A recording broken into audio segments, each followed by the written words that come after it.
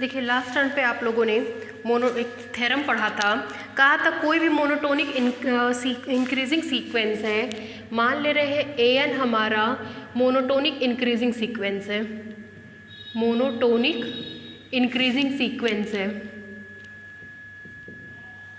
तो आपसे कहा गया था कि ये कन्वर्जेंट होगा इफ एंड ओनली इफ अगर ये बाउंडेड एबव हो।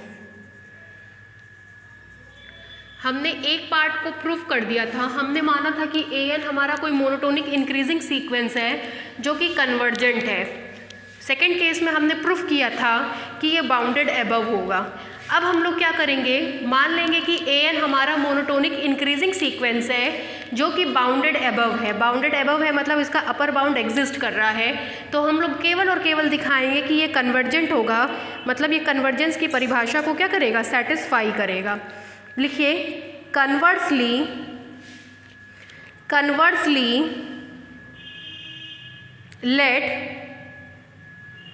let an be a bounded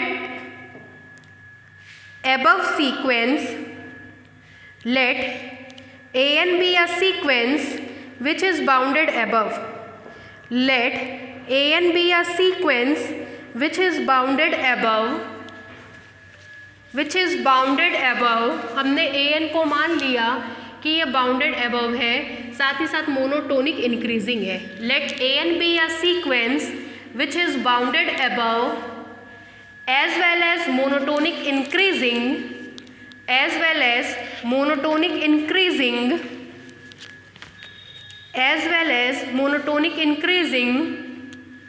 then we have to prove that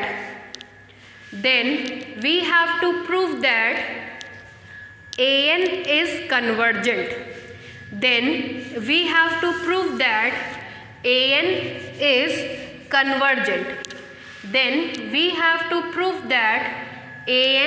is convergent. हमको केवल इतना प्रूफ करना होगा कि an कन्वर्जेंट होगा। नीचे से लिखिए since the sequence an is bounded above, since the sequence an is bounded above, अगर हमारा सीक्वेंस an बाउंडेड एबव है तो उस कंडीशन में अगर हम an के टर्म्स लेते हैं तो वो सारे के सारे टर्म्स हमारे बाउंडेड एबव होंगे। मतलब नीचे से लिखिए then the set A is equal to A1, A2, A3 dash dash dash an dash dash dash, then the set A is equal to A1, A2, A3 dash dash dash an dash dash dash dash। आपको पता है अगर an कोई sequence है तो इसके terms क्या क्या होते हैं, A1, A2, A3, A4 dash dash dash an plus 1, an plus 2 and so on. ये सारे के सारे टर्म्स हमारे बाउंडेड एबव होंगे। बाउंडेड एबव होने का मतलब ये सारे के सारे टर्म्स किसी एक फिक्स्ड पॉजिटिव इंटीजर से ग्रेटर देन या इक्वल टू होंगे। वही बात आपको लिखवाई जा रही है। बाउंडेड एबव का मतलब होता है अगर ये बाउंडेड एबव है तो इसके सारे के सारे टर्म्स किसी एक फिक्स्ड नंबर से बड़े या बराबर होंगे। नीचे से लिखिए then the set A is equal to A1, A2, A3 dash dash dash an dash dash dash dash of all the terms of an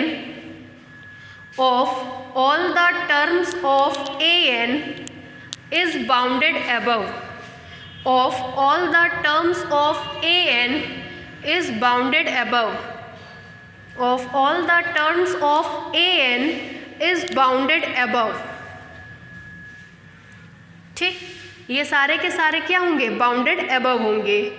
आपको पता है कि हमारा सेट R कंप्लीट होता है। अगर ये कंप्लीट है तो ये बाउंडेड एबव भी होगा और बाउंडेड बिलो भी होगा। अगर ये बाउंडेड अबव है तो इस केस में इसके जितने भी सबसेट होंगे वो सारे के सारे सुप्रीमम रखेंगे। ये सारी की सारी डेफिनेशंस आपको रिजल्ट में पहले बताई गई थी कि अगर आर कंप्लीट है तो वो bounded above as well as bounded below होगा। बाउंडेड अबव होने का मतलब उसका हर एक सबसेट आपका सुप्रीमम रखेगा आर के अंदर। ठीक है, नीचे से लिखिए, since every non empty subset of R, since inverted comma में लिखिएगा, सिंस इन्वर्टेड कॉमा में लिखिए, every non empty subset of capital R, every non-empty subset of capital R which is bounded above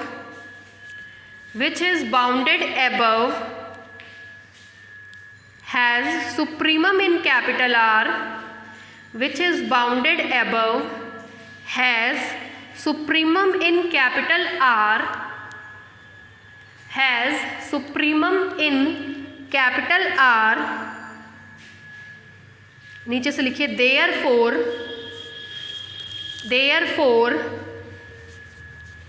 supremum of capital है, चूंकि ये set भी हमारा क्या है, बाउंडेड अबव है। अगर ये सेट बाउंडेड अबव है तो ये भी अपना सुप्रीमम रखेगा कैपिटल आर में। ठीक है, ये रियल सीक्वेंस है, मतलब आर का सीक्वेंस है, तो इस केस में ए का सुप्रीमम कहाँ मिलना चाहिए, आर में मिलना चाहिए।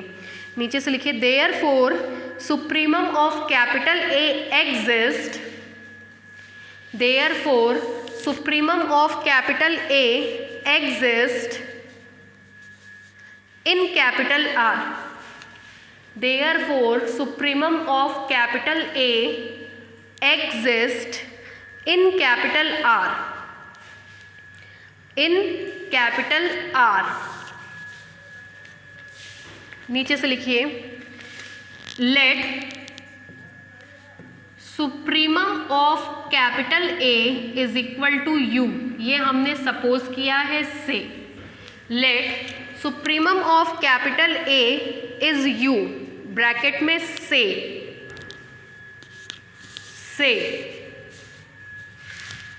फाइनली हमको दिखाना क्या था कि सीक्वेंस हमारा कन्वर्जेंट होगा। अब हम बस इतना दिखा देंगे कि हमारा सीक्वेंस ए एन इसी यू पे कन्वर्ज कर रहा है। हमारा सीक्वेंस ए एन यू पे कन्वर्ज कर रहा है का मतलब हो गया limit N tends to infinite A N is equal to U. अब केवल इतनी सी बात अब हम लोग को शो करनी होगी। नीचे से लिखिए, then we have to only prove that, then we have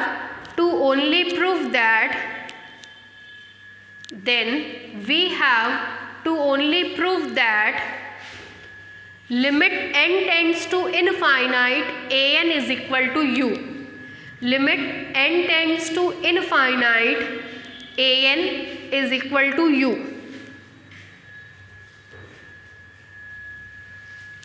फिर नीचे से लिखिए, since supremum of A is equal to U, since supremum of A is equal to U, since supremum of A is equal to U, then by least upper bound property, then by least upper bound property, then by least upper bound property, comma we have, then by least upper bound property, comma we have। पहला, supremum of ए अगर u है मतलब least upper bound है तो u upper bound होगा, मतलब u greater than और equal to होगा ए एन से for every n belongs to n।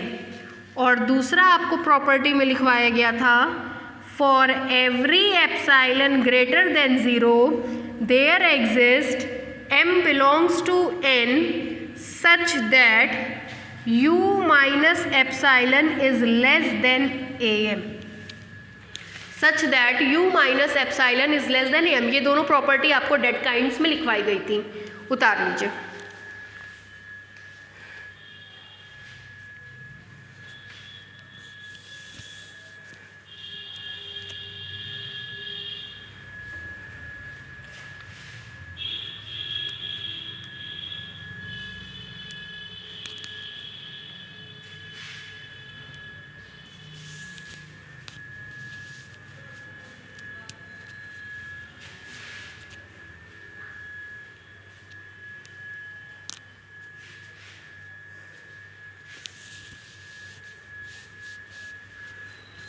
नीचे से लिखिए, अगेन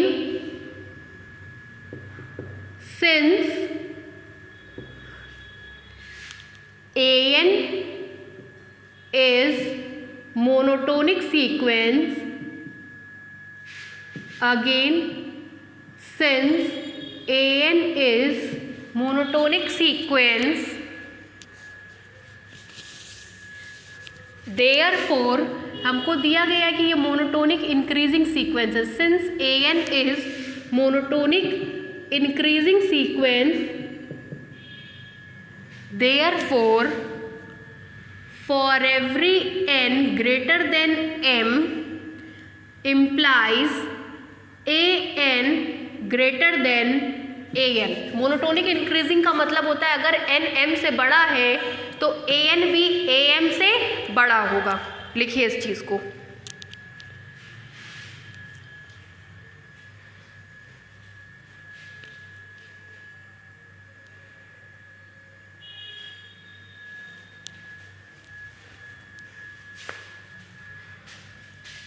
दिस इम्प्लाइज, अब ध्यान दीजिए जरा ब्लैक बोर्ड पे, यहां देखिए, दिस इम्प्लाइज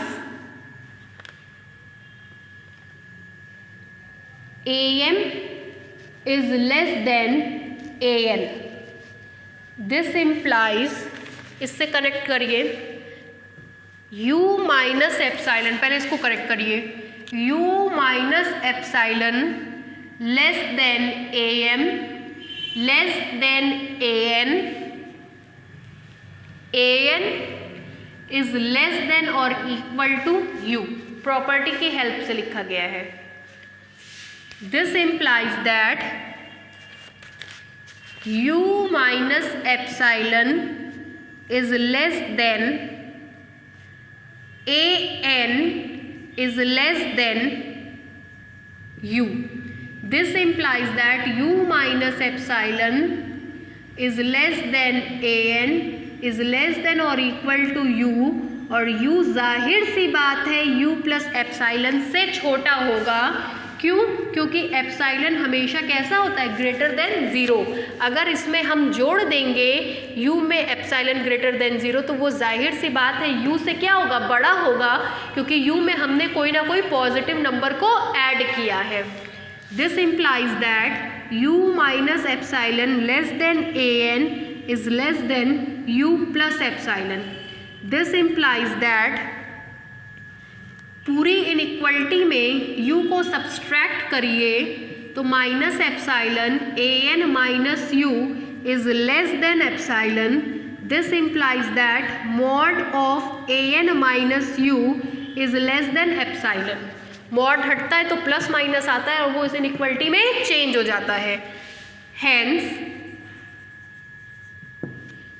इससे अब हम कह सकते हैं कि hence mod an minus u less than epsilon for every n greater than m। नीचे से लिखिए 10। इसका साफ मतलब है limit n tends to infinite an is equal to u। Limit n tends to infinite an is equal to u।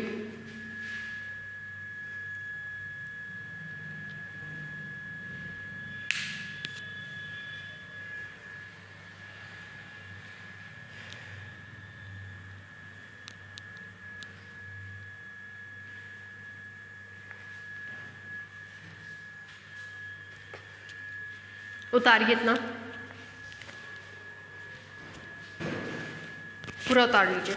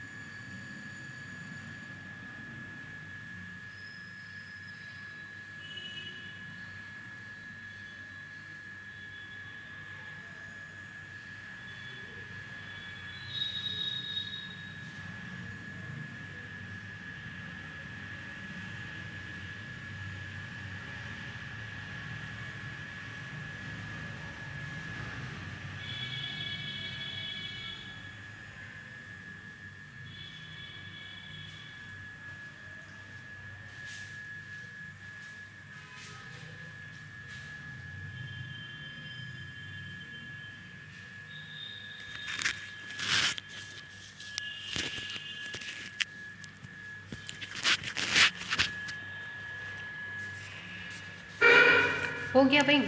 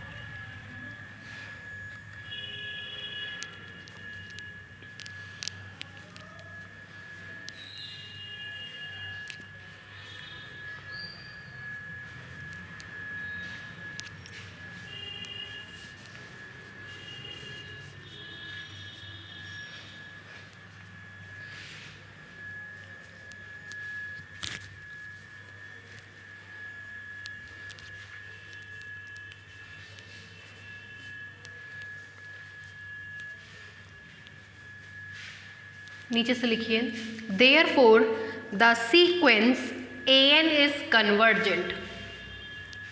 Therefore the sequence an is convergent. Therefore the sequence an is convergent. Therefore the sequence an is convergent. Next theorem लिखिए। Next theorem लिखिए, a monotonic decreasing sequence, a monotonic decreasing sequence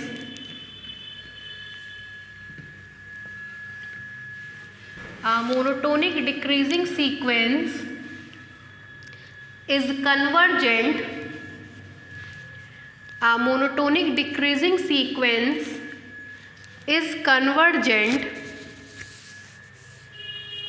if and only if it is bounded below. If and only if it is bounded below. A monotonic decreasing sequence is convergent if and only if it is bounded below. वापस से बिल्कुल वही theorem है। मान लेंगे an sequence हमारा monotonic decreasing है, monotonic decreasing है। फिर कह रहा है कि दिखाइए कि ये कन्वर्जेंट तब होगा, it is convergent if and only if it is bounded below. तो पहले केस में हम लोग करेंगे क्या, मान लेंगे ये मोनोटोनिक डिक्रीजिंग सीक्वेंस है जो कि कन्वर्जेंट है, तो हमको शो करना होगा ये कैसा होगा, बाउंडेड बिलो होगा। ठीक है, लिखिए, समझ लीजिए थोड़ा सा। आप जानते हैं कि monotonic decreasing sequence bounded above होता है, तो ये सीक्वेंस हमारा क्या है, बाउंडेड एबव। कोई भी सीक्वेंस जो कन्वर्जेंट होता है वो बाउंडेड सीक्वेंस होता है। बाउंडेड सीक्वेंस दो पार्ट में बढ़ जाता है, बाउंडेड एबव और बाउंडेड बिलो में। चूँकि ये सीक्वेंस बाउंडेड एबव ऑलरेडी है, तो अगर इसको बाउंडेड बनना है तो इसको और क्या बनना पड़ेगा, बाउंडेड बिलो। क्या बोले, monotonic decreasing sequence bounded above already होता है और ये सीक्वेंस कन्वर्जेंट है, दैट मीन्स ये बाउंडेड सीक्वेंस है। कोई भी सीक्वेंस बाउंडेड तब होता है जब वो बाउंडेड एबव भी हो और बाउंडेड बिलो भी हो। तो बाउंडेड एबव तो हो ही गया, अगर इसको बाउंडेड बिलो बनना होगा तो कौन सी प्रॉपर्टी शेष रह गई, बाउंडेड बिलो वाली। दैट मीन्स ये बाउंडेड बिलो भी होगा और बाउंडेड एबव भी होगा। बाउंडेड एबव तो ऑटोमेटिक दे ही रखा है, इसका मतलब ये सीक्वेंस कैसा होगा, बाउंडेड बिलो होगा। ठीक है, लिखिए, let an be a monotonic decreasing sequence. Let an be a monotonic decreasing sequence. Let an be a monotonic decreasing sequence. Then obviously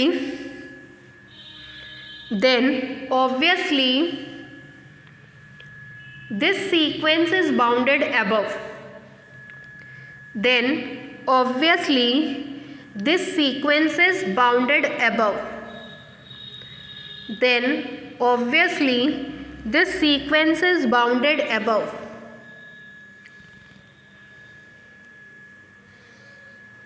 Then obviously this sequence is bounded above.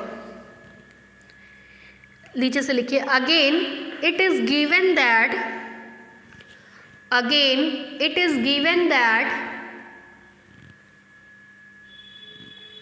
the sequence an is convergent.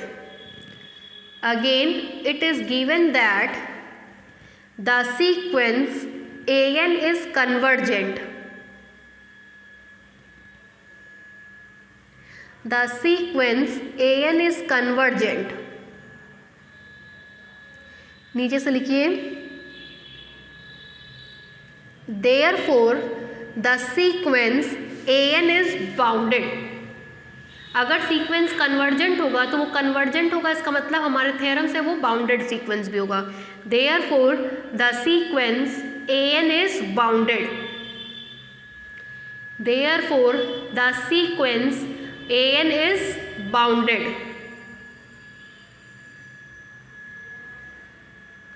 अगर sequence bounded है, इसका मतलब वो bounded above भी होगा और bounded below भी। इसमें से बाउंडेड एबव की प्रॉपर्टी सेटिस्फाई हो रही है, तो बचा कौन, बाउंडेड बिलो। इसका मतलब सीक्वेंस an हमारा कैसा होगा, बाउंडेड बिलो होगा। नीचे से लिखिए, thus the sequence an is bounded below. Thus the sequence an is bounded below. Thus the sequence an is bounded below. Thus the sequence an is bounded below.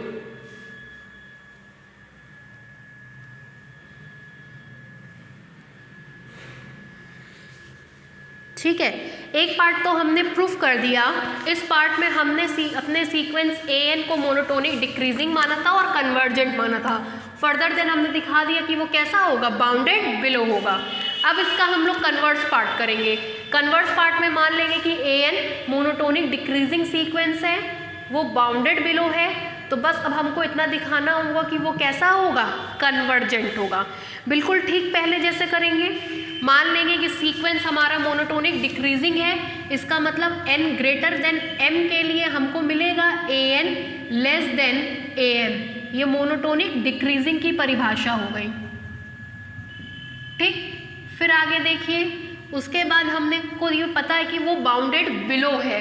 Bounded below है मतलब अगर हम कोई subset ले लें a1 a2 a3 dash dash dash an dash dash dash, तो ये पूरा का पूरा सेट हमारा बाउंडेड बिलो होगा। बाउंडेड बिलो होने का मतलब ये सारे के सारे एलिमेंट्स छोटे या बराबर होंगे किसी दिए गए फिक्स एलिमेंट से, मतलब बाउंडेड बिलो होंगे। फाइनली अब हम ये दिखा देंगे कि ये जो हमारा सेट है बाउंडेड बिलो है, इसका इन्फीमम एग्जिस्ट करेगा और इसके इन्फीमम को हम सपोज कर लेंगे इन्फीमम ऑफ ए एग्जिस्ट करेगा, और जिस पॉइंट पर एग्जिस्ट करेगा दिखा देंगे सीक्वेंस उसी पॉइंट पर कन्वर्ज कर रहा है। लिखिए, conversely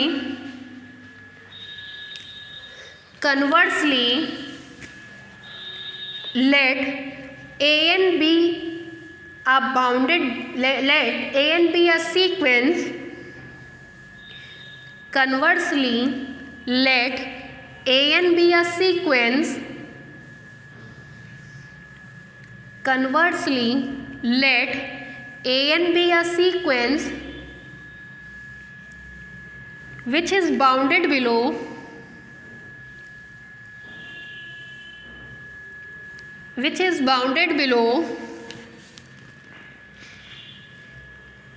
as well as monotonic decreasing, which is bounded below as well as monotonic decreasing। नीचे से लिखिए, since the sequence an is bounded below, since the sequence an is bounded below, since the sequence an is bounded below, नीचे से लिखिए, therefore the set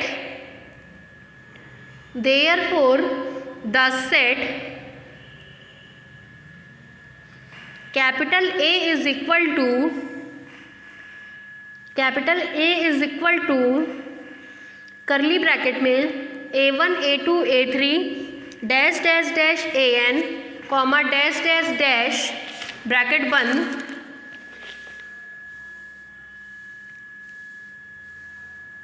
of all the terms of sequence an, of all the terms of sequence an is bounded below, of all the terms of sequence an is bounded below।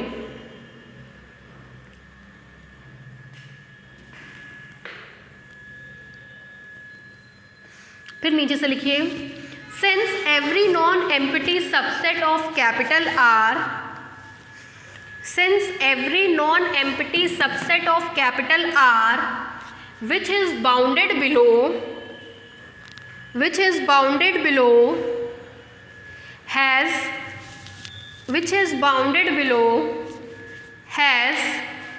infimum in capital R, has infimum in capital R, has infimum in capital R। नीचे से लिखिए, therefore the infimum of capital A exists, therefore the infimum of capital A exists in capital R, therefore infimum of capital A exists in capital R, therefore infimum of capital A exists in capital R। नीचे से लिखिए, let infimum of capital A is equal to small l से, नीचे से लिखिए, let infimum of capital A is equal to small l से।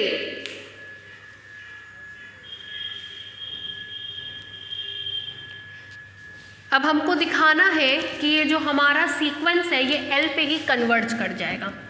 नीचे से लिखिए then we have to only prove that, then we have to only prove that, then we have to only prove that limit n tends to infinite an is equal to L. Then we have to only prove that limit n tends to infinite an is equal to L.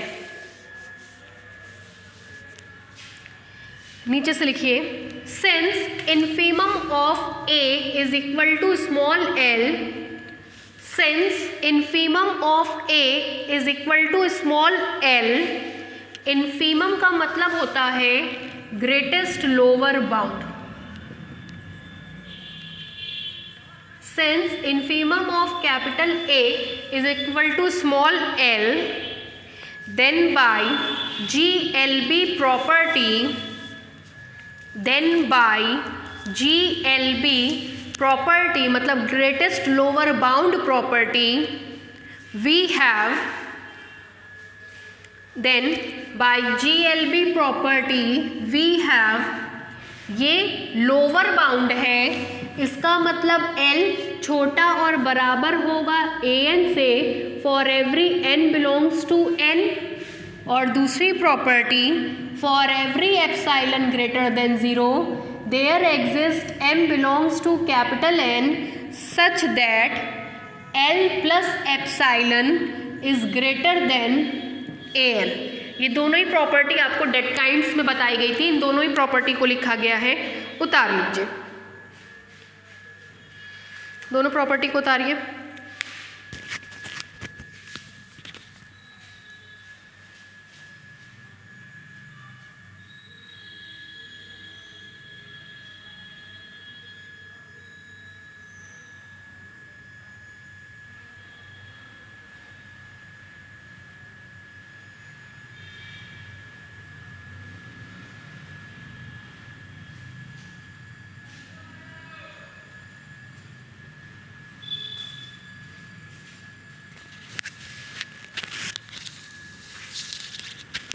फिर नीचे से लिखिए again since it is given that, again since it is given that the sequence an is monotonic decreasing, again since it is given that the sequence an is monotonic decreasing, the sequence an is monotonic decreasing, therefore ये लिखिए n greater than m implies an less than am, therefore n greater than m implies an less than am. देखिए यहाँ पे ये आपके पास दिया गया है, दिस इम्प्लाइज दैट, ध्यान दीजिएगा यहाँ से शुरू कर रहे हैं, L लेस देन और equal to an is less than am is less than L plus epsilon, this implies L less than और equal to an is less than L plus epsilon. चूँकि एप्साइलन ग्रेटर देन 0 है तो अगर हम L में से epsilon को घटाएंगे तो वो जाहिर सी बात है L से छोटा होगा, इज लेस देन और equal to an is less than L plus epsilon, this implies L minus epsilon is less than an is less than L plus epsilon, this implies पूरे में से L को घटाइए, यहाँ L घटेगा तो minus epsilon, an minus L is less than epsilon, this implies mod of an minus L is less than epsilon, hence आपको मिल जाएगा an minus L less than epsilon for every n greater than m। Therefore, ये तो convergence की definition है, therefore limit n tends to infinite an is equal to l, मतलब sequence an l पे क्या करेगा, कन्वर्ज करेगा। उतारिए पूरा।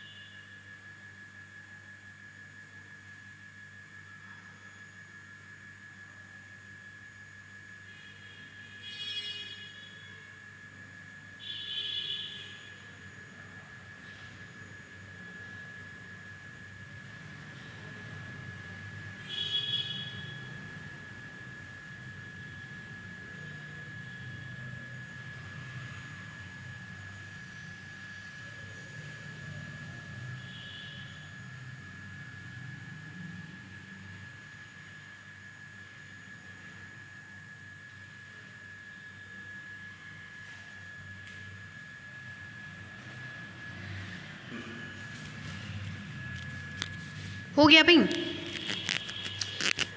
नीचे से लिखिए, hence the sequence an is convergent. hence the sequence an is convergent. Hence the sequence an is convergent. Hence the sequence an is convergent. Next headline डालिए, लिखिए Cauchy sequence. Cauchy sequence. Next headline है Cauchy sequence. CAUCHY Cauchy sequence. Cauchy sequence समझ लीजिए. मान लीजिए an हमारा कोई sequence है तो इसको हम लोग कॉशी सीक्वेंस तब कहते हैं for every epsilon greater than 0 there exist delta greater than 0 such that mod of an minus am is less than epsilon for every n comma m greater than delta. For every epsilon greater than 0 there exists delta greater than 0 such that mod an minus am is less than epsilon. an minus am epsilon से छोटा होगा जबकि n और m दोनों ही delta से बड़ा होगा. जैसे कॉशी सीक्वेंस की बात करते हैं तो इसमें अंतर ये आता है, कॉशी की स्पेलिंग में 2 बार c आया है, इसलिए हम लोग डेल्टा और एप्सिलॉन 2 इस तरह की क्वांटिटीज़ लेकर के चलते हैं. दूसरी बात, कॉशी सीक्वेंस में 2 बार c आया है, इस वजह से हम इसमें एक n लेकर के चलते हैं और एक m लेकर के चलते हैं. ये इसकी पहचान है. कॉशी सीक्वेंस में एप्सिलॉन और डेल्टा ये 2 क्वांटिटी आएंगी और कॉशी सीक्वेंस में n और m ये 2 बार आएगा. ऐसे केस में हम इसको कॉशी सीक्वेंस कहते हैं. ठीक है, लिखिए आ sequence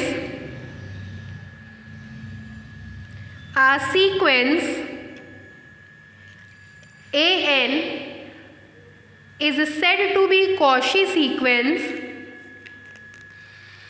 A sequence an is said to be Cauchy sequence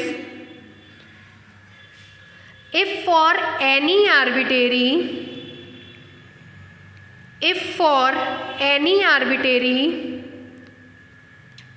epsilon greater than 0, if for any arbitrary epsilon greater than 0, comma, there exist delta greater than 0, there exist delta greater than 0 such that ये नीचे वाला expression लिख लीजिए, mod of an minus am less than epsilon for every n comma m greater than delta. For every n comma m greater than delta.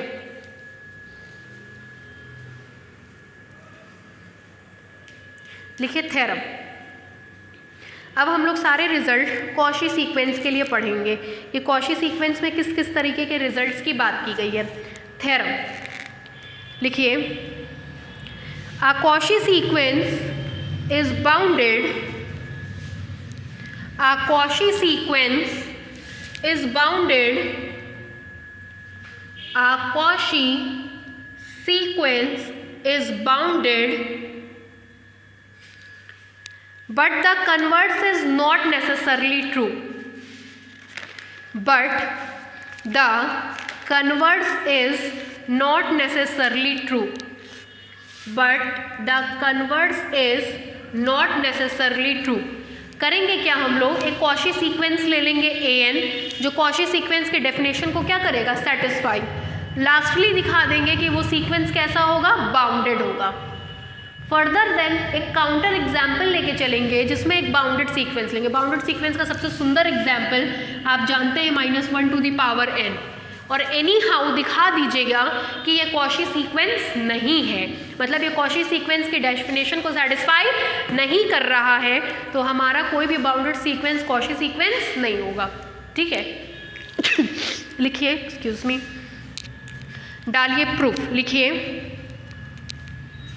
Proof में लिखिए, let a sequence an be a Cauchy sequence, let a sequence an be a Cauchy sequence, let a sequence an be a Cauchy sequence।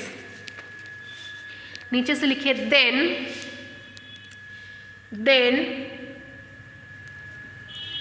for given epsilon greater than 0, then for given epsilon greater than 0, then for given epsilon greater than 0, comma, there exists delta greater than 0, there exists delta greater than 0 such that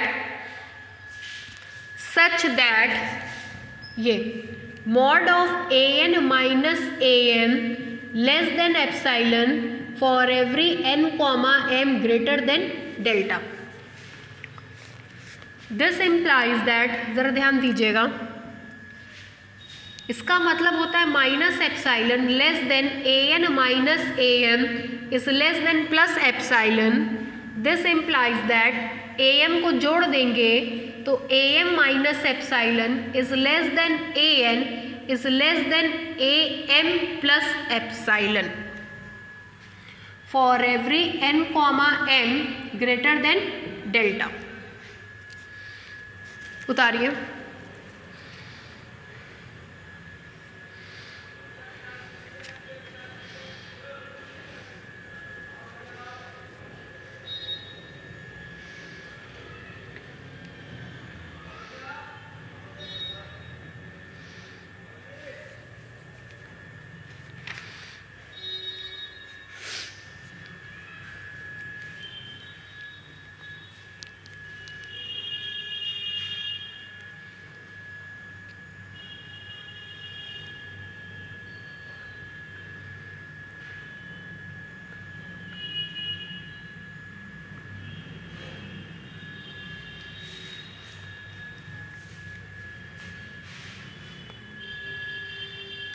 हो गया भाई।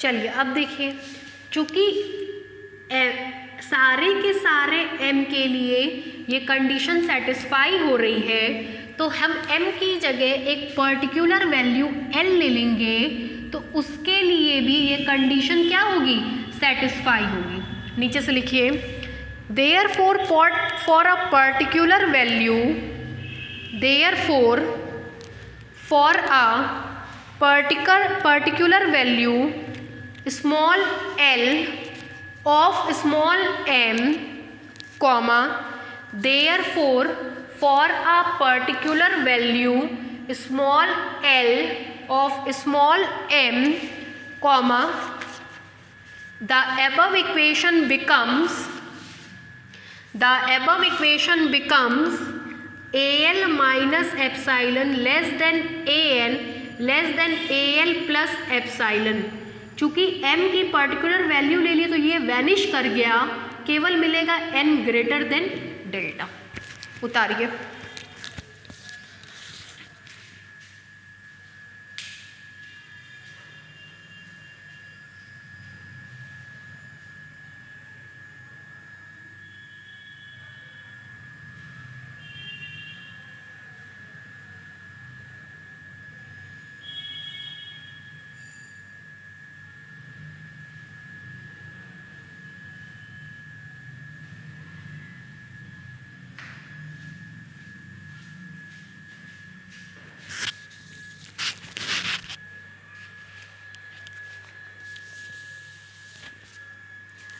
अब देखिए, अब हम लोग क्या करें, एक बार पहले भी ऐसा काम कर चुके हैं। अगर n का मान देखें तो आपको मिलेगा A1, A2, A3 dash dash dash A delta dash dash dash AL minus epsilon.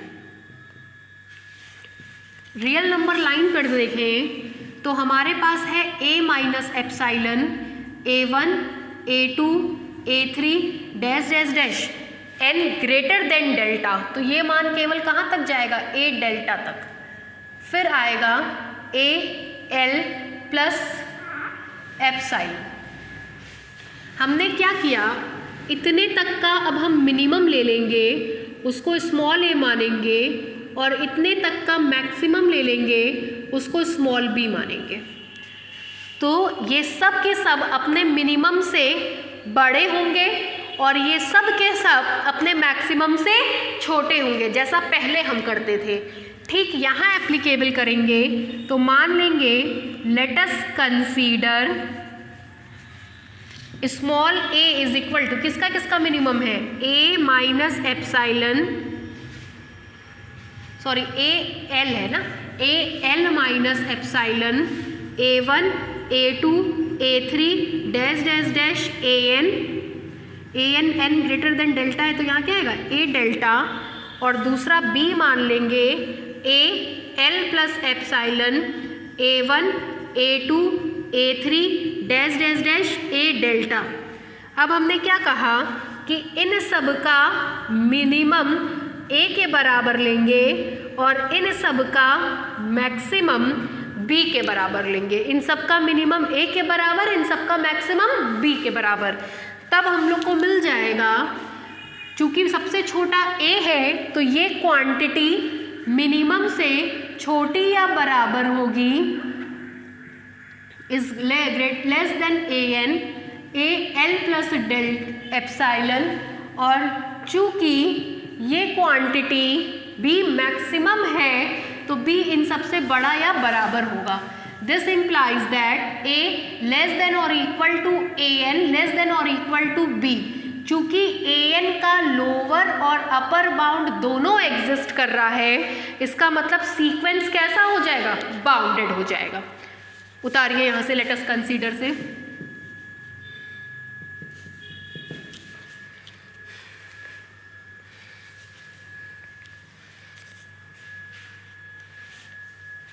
Converts part से उतार लीजिए, नीचे से लिख देंगे hence sequence AN is bounded. अब नेक्स्ट टर्म पे हम लोग इसका कन्वर्ट्स पार्ट करेंगे। कन्वर्ट्स पार्ट में हम लोग क्या करेंगे, मान लेंगे कि कोई एग्जाम्पल लेंगे जो सीक्वेंस कैसा होगा, बाउंडेड, बताएं सबसे अच्छा एग्जाम्पल ये है, और फाइनली दिखा देंगे कि वो क्या करे, कॉची सीक्वेंस नहीं बनाएगा, मतलब कॉची सीक्वेंस की डेफिनेशन को सेटिस्फाई नहीं करेगा। उतार लीजिए, लेट अस कंसीडर से पूरा उतार लीजिए, डायग्राम में बना लीजिएगा।